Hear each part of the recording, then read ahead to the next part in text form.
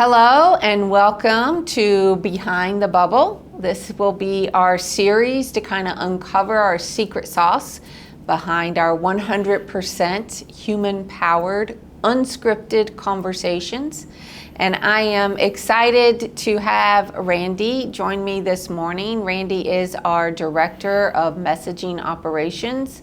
How long have you been with us? 11 and a half years. 11 and a half years. So I'm going to let Randy talk a little bit about his background, but just so we understand, Randy is leading that team that is the quality team, training, messaging operations, including supervisors and agents, and works very closely with our workforce manager director as well to ensure the doors are always open and the lights are on. So Randy, thanks for joining me. Yeah, Tell us a little bit about your background. Sure. My name is Randy. Hi. I was born in Michigan. I was born in a little town in Greenbush, but I claim Detroit because M&M's cool. I have three brothers. On September 11th, 2001, things happened, and my family, I have a military background, so I decided I needed to do that thing during that time, so I enlisted in the Air Force. I spent 8 years in the Air Force as a military police officer and specialized in communications. 8 years later, after having lots of fun, I decided it was time to end that fun. When I got out, I spent some time raising my kids at home, and at the time, I need to go back to work. So there was a Toyota dealer in Florida who was like, I need to give something new a shot. I went there, went through the training, spent a couple months learning how to sell cars, realized this is a really tough industry and it's neat what you can do with humans, but it wasn't for me. When I got done with my time there was this really neat ad that said, do you want to talk to people online? And I said, yes. I prefer not to be cursed at, so let me give this thing a shot. Face-to-face? Face-to-face, yeah. Yeah, this place was active, engaged, and it sounded wonky, and it sounded fun and quirky, and I said, yes, please. Yeah. So in 2013-ish, I signed up and said, let me give this a go. Yeah, and so you started as a chat agent. I did. Virtual sales associate is at the time, yep. I came in Yes. chatting. The company was very, very different at the time. We had, it was a different time in the world. So we had different standards. Our technology was different. Yes. But the function of who we were is still who we are today. I was told, talk to people, bring out, just be you, do your thing. Yeah. And that's how I started, yep. Yeah, and so from that chat position, what was your next position with that AE? 6 months after chatting, positions came up for a supervisor, and I said, I've done this kind of work before, so I put in for it, was accepted, and I got a chance to be developed by some of the leaders that were here, led teams of virtual sales associates at the time, so chat folks. I did that for about a year. Another position came up that at the time was performance manager, led by you. I was like, sure, let me give this a go, and I applied. You respectfully said there was someone better for the position at the time, which there was. Yeah. I continued managing teams as a team leader for about another year. A year later, you said, I think there's another opportunity to see who else may be interested, and you brought me on board at that time. And so for the next 8 years, I spent time doing performance management, learning and development, training, leading a training team, training remotely, and then director of messaging, to where I oversee the groups that you had brought me on to lead. So Yeah, absolutely. Yeah. I appreciate your completely candid rendering of your path here. Yeah. And I think that's a really special an important part of Behind the Bubble. Yeah. We have a team that is dedicated to the mission. And do we promote from within? Absolutely. Are we growing? Almost constantly. But it's got to be the right position at the right time for the right person. Yeah. And I'm super proud of the way that our culture and our company has been built, and people can see and they can understand if it's not quite your time. And luckily for us, a lot of the times people are patient and wait, and sometimes an even better position that fits comes along. I love the flexibility. That's my favorite part of this position is the flexibility of growing the organization and fitting the right people at the right time to deliver exactly what our dealer clients and our partners are depending on us for. So, of course, 11 and a half years ago, our metrics, our measurements, our standards were completely different. Yeah. They have evolved through the years as they need to. You know, we're not quite the dealership where every 30 days it's a different goal that you need to hit. But we do constantly survey the marketplace and how the conversations are happening and what's bringing results and what our partners are looking for. So if you can, shed some light on what are those key metrics and items that we're working on currently, that we measure currently. So I think there's two different approaches that we take to it. There's quantitative metrics and there's qualitative, and they are two very uniquely different things, but without a marriage of both, they're equally useless. Both are extremely important, and both have changed tremendously from the 15, 16 years this company's been around. So the quantitative metrics, if you're looking at just straight quantity and numbers, there are things we need to get. We need to get leads. We need to get email addresses. We need to get phone numbers. We need to get appointments. We need to help our partners sell cars. That's part of what we do. Those have been around from the beginning. Those haven't changed much. But what has changed, both from COVID or from our dealer partners saying, like, it would be great if you looked into this a little more, response times. The age of Google means that people get responses so fast that if we're not able to do that, people leave. And every lost opportunity, that's a crush. We can't have that happen. So response times in the chat, responding to chats that are waiting to be answered, responding to these customers. On top of that, from a quantitative side, we're watching in the chat how many responses there are throughout, how long it takes to get to certain points, all of those on the quantitative number side. Qualitatively, so again, if we're measuring the yin and the yang here, what we say matters. When there was this slogan by this wonderful woman created years and years ago, every chat, every word, every time, that was the qualitative side. It literally has not changed. And on the qualitative side, we're looking for, is a consumer feeling helped? We're looking for keywords in there. Thank you matters quite a lot to us. The appreciation coming back from a customer, when you hear that, it matters quite a lot. We're looking for the word bot.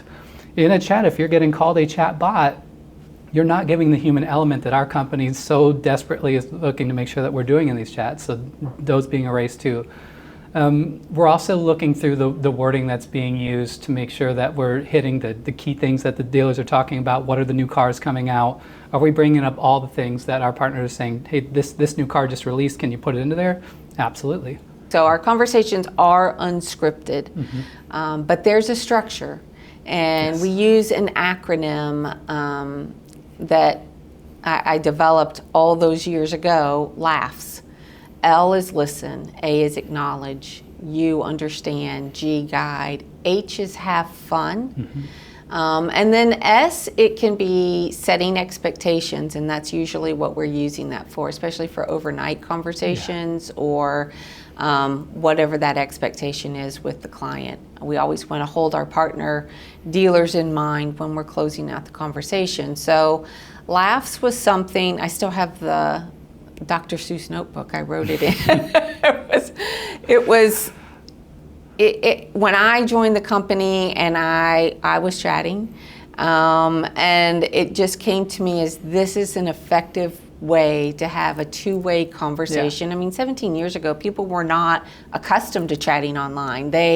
You kind of had to help them and guide them through that conversation and understanding what our dealers need to sell and service a vehicle. What's that pertinent information? That's kind of how LAUGHs came together. And all of these years later, still taught, still in training. Tell us a little bit about how we're executing that today. Sure. I remember being taught it too. I remember first thinking unscripted, that sounds great coming in, but then going through the training like, oh, I don't have the training wheels that I think I might need. And then LAUGHs was taught to me. I'm like, okay, I can get where we're going here. LAUGHs is neat because the beginning part you talk about, listen and acknowledge. It's possible in society today that maybe if we used LAUGHs, at least the first two letters a little more, things might be a little different. Yeah. But we've heard, even after people get trained with Laughs, they chat, they go on to other things, they'll let us know, like, you made me a better communicator. Laughs does that. So the beginning, listen and acknowledge. If you can't listen to what the customer's saying, digest it and make sure you really need to understand the acronyms they're using, why they're wanting to buy, where they're at in the funnel, Yeah. you're really not going to be so helpful. Right. So the listen part of it, again, being a good communicator, that part of it was genius. So listen to what the consumer's saying and then acknowledge it. It's great. We're doing everything through the internet, through chat. So I may be sitting on the other end of the computer listening, but if I don't let you know I'm listening, this isn't face to face. You do have to acknowledge, like we're acknowledging to this with head nods and with smiles. Right. You can't do that through the computer. You don't get that. We used You to use don't. the example, if you're in the drive-through and you ordered a milkshake and fries, if that voice doesn't come through the box and say, one milkshake and fry, what do? You just sit there. Right. You don't move forward don't. because you're like, my God, did they hear me? Yeah. So that's why acknowledge is so important to allow the shopper to move forward in that funnel. It So, is. Like we yeah. can try through, we can acknowledge through emojis all we want, but we really need to use words so they get it. Yeah. So, and then there's the understand part. You're using wording so the customer, I get why you're looking for this car. I get that you're a single mom and you're needing this van for this reason. I have to understand that. Yes. The next part, guiding. So we talked about during the COVID, and we needed to let customers talk a little more. And now post-COVID guiding, now people are back out talking. So the chatty Cathys, they may need guided, because at the end of the day, people need to know what's going to be the next step of that, and guiding is the way to do that. Yeah. So we'll help guide conversations, and guiding may be, this is where I'm trying to take this, or guiding may be, I need you to talk to the store. The store is where you're going to do this next part of it. Right, right. To have fun.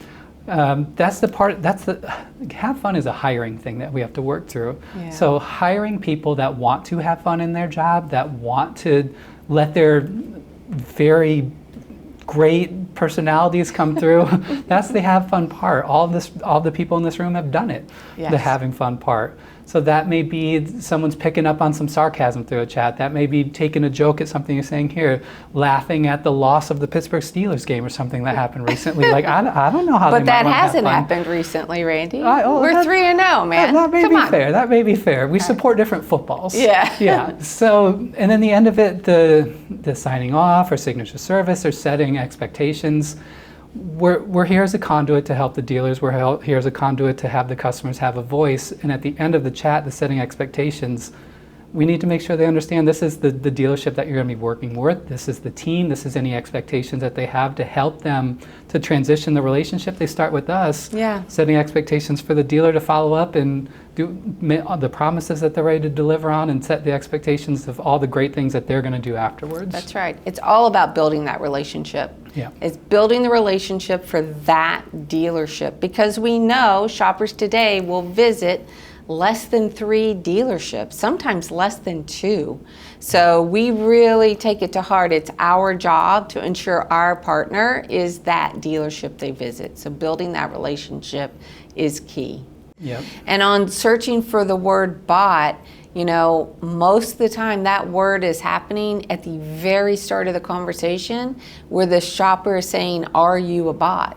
One of my favorite things is to drill down in that report and see what our agent's response is. Oh, those are fun. Yeah. Those are fun. They're very creative. Yeah, I mean, we don't have a response that we train our team, like when they bring up the bot, you need to say this, because then you may as well have just programmed the same bot that you're, Right. So you'll see people bringing up their days that have come up, their energy drinks that they're drinking, the scores of the game of the area that they're in. Yeah. Like that's not something the team is trained to do. They're just Yeah. like, bring up what you would bring up if you're sitting in a room and someone's saying to Yeah. you that you're not genuine. This is a chance for you to be that. Yeah. Be human. That's right. That's, yes, ma'am. that's what it's all about. Yeah. Okay, so prior to COVID, we had everyone in office. We had a couple of different locations. Yep. And then we had to go home, but just for 2 weeks. It was only 2 weeks. It was just 2 weeks. Because COVID was, Right, we the were news just- said it was going away. We were flattening the curve. Yeah. So March 13th, it was an afternoon. We let people take home their desktop, their monitor, their keyboard, whatever they needed to work, and everyone went home. And so for the next 2 years, everyone worked from home. Yeah. And as we started to gather ourselves and bring people back in office, and huddles were happening with our customer engagement experts, our chat agents, the question came up, why? Why do we have to come back in office? And that question was brought to me. I love why questions. They're my favorite. And I paused and I thought, that's a really good question, because this team of agents had been handling 30% more in volume because the chat volume spiked because there were no vehicles. Everyone knows this, so they chat more, right? Yeah. So the volume had spiked. They're killing the metrics. The conversations are longer, which you can talk about, and yet they're still killing it. And so I did not have a good answer for the why, and that is why today our chat agents are all remote. So if you can touch a little bit on that COVID conversation. Sure. And how now the coaching and management structure has evolved with 100% remote agents. Yeah, quite a unique experience that was. Yep, yeah. I didn't remember the exact date, but I remember the feeling of, we pulled all of the team off the floor, went into the break room, and tried to come up with an impromptu, this is what we're going to do. We had never done remote work. Being able to convey a message in person was really important to us, and we didn't know how we were going to pull this off. We didn't even know what Slack and Teams were at the time. Yeah, we were doing, to your point, we were doing huddles, and people kept bringing up, can we do this? And your point is spot on about how they were performing. It shouldn't be shocking, but it was. We were expecting, the market was doing crazy things, and the team at home, they were just able to be more naturally in their environment, so the conversations came out in a new way. We found that our really talkative introverts were online talking with extroverts who wanted a longer conversation, because everyone's at home. You're stuck at home. All the people needing the passion to talk, you couldn't get, because we couldn't go out. And if you did, you're doing it with a mask, and it was challenging. Our chats went up we went from roughly a 7 to 9 minute conversation up to roughly 12 minutes, so almost 4 minutes more, because people just wanted to talk. How does this coaching happen now? So as your point, it's all remote. Everything we do at this point is remote through a couple different platforms. We look at reporting more than we had to before. Doing things the way we do, we can't do it in person, so we do have to rely more on looking through numbers and dashboards. We find now with reporting that the agents, when you're able to put the data in front of them in ways that we didn't do when we were in person, because we relied more on this, but now we're doing it more with straight data, we're much more transparent, because that's what they're looking for. They want to see, people want to see what they're doing. With the coaching remotely, we had to take a lot of courses to see how our body language is, how to use the cameras. We learned a lot. Watching people's eyes and watch where they're looking to see when we're talking with people. If something's not going right, we can catch it so much easier, because now we're trained to watch people. But at the end of the day, the coaching is still, let's get this through how to talk to people. So although so much has changed about how you need to go about it, the execution of let's work on making sure that humans feel heard, same as it was 15 years ago. Awesome. I love you brought up some great points about how we studied of how to communicate internally. Yep. And I think that's the biggest behind the bubble secret is we all walk in with humility, understanding that we've got to learn, whether that's learning how to communicate with the consumer, with our partners, or with each other. We place all the value on that communication and how can we be better at it. So thank you so much for your time and all your sharing today. We will continue this conversation. Please connect with us so you can stay fully engaged.